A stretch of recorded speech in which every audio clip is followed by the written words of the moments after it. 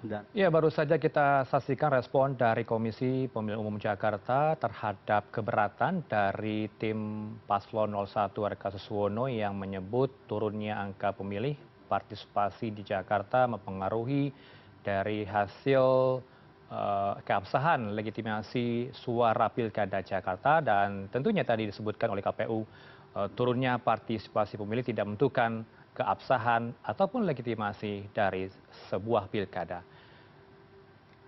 Pemirsa, KPU Jakarta menetapkan pasangan nomor urut 3 Pramono Rano meraih suara terbanyak dalam pemilihan gubernur dan wakil gubernur Jakarta. Lantas apa dampaknya bagi pemerintah bila Jakarta bakal dipimpin oleh bukan dari barisan Koalisi Indonesia Maju Plus? Kita bahas sore ini bersama narasumber sudah bergabung Mas Saidirman Ahmad selaku peneliti dari SMRC. Selamat sore Mas, Assalamualaikum. Waalaikumsalam, selamat sore.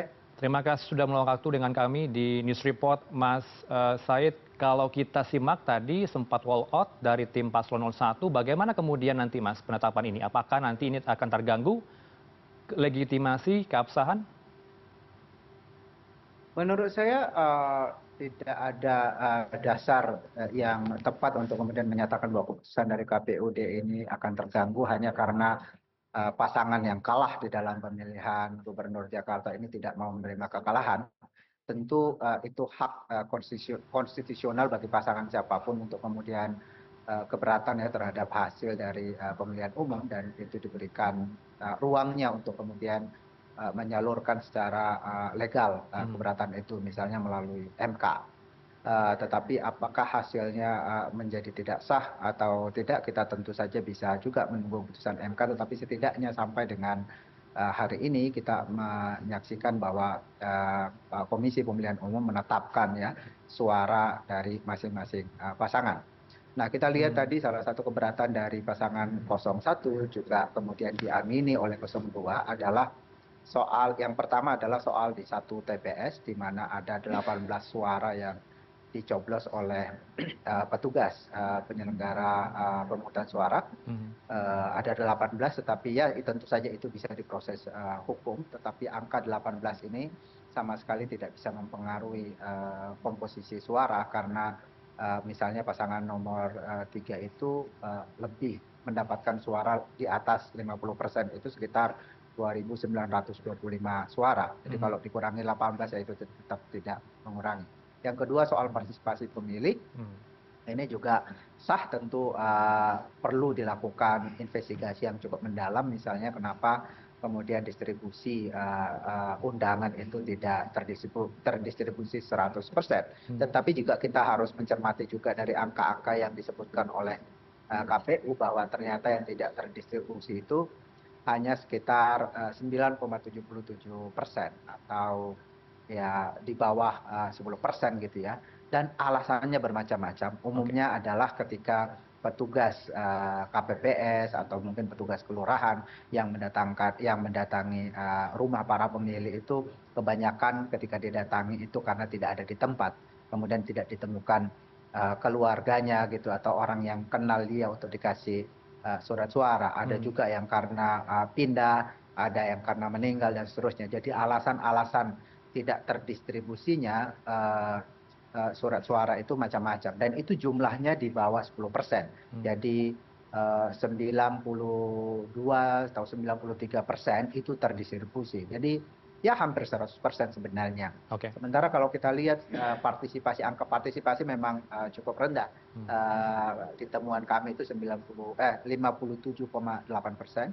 Ada juga yang menyatakan 53%, jadi lebih dari 40% warga tidak menggunakan hak pilihnya. Kalau kita lihat di sini itu artinya kurang dari 1/4 dari yang tidak menunaikan haknya itu yang karena tidak mendapatkan undangan gitu loh. Oke. Kebanyakan dari mereka memang dapat undangan tapi memang tidak menggunakan hak pilihnya. Jadi saya Baik. kira itu bagian dari hak konstitusional.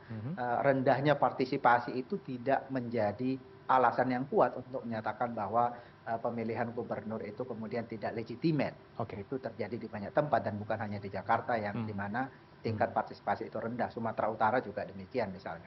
Per pukul 15 ini sudah bisa dipastikan ya Pilkada Jakarta berlangsung satu putaran, Mas. Setelah Menurut Pramono saya Rano iya. unggul. Ya, menurut saya iya kita harus memegang ini adalah keputusan resmi dari penyelenggara pemilu yang kita sepakati bersama. Hmm. Karena itu kita apa ya percaya kepada keputusan ini. Tetapi sembari itu tentu kalau ada temuan-temuan pelanggaran di lapangan ya tentu itu harus diproses sebagaimana mestinya dan Oke. bukan hanya di Jakarta tapi di daerah-daerah lain juga Hmm. harus terus diproses dan dipantau. Kita fokus ke Jakarta, Mas Said. Bagaimana kemudian Ya, peluang tim Paslon 01 bisa menangkan gugatan nanti di MK?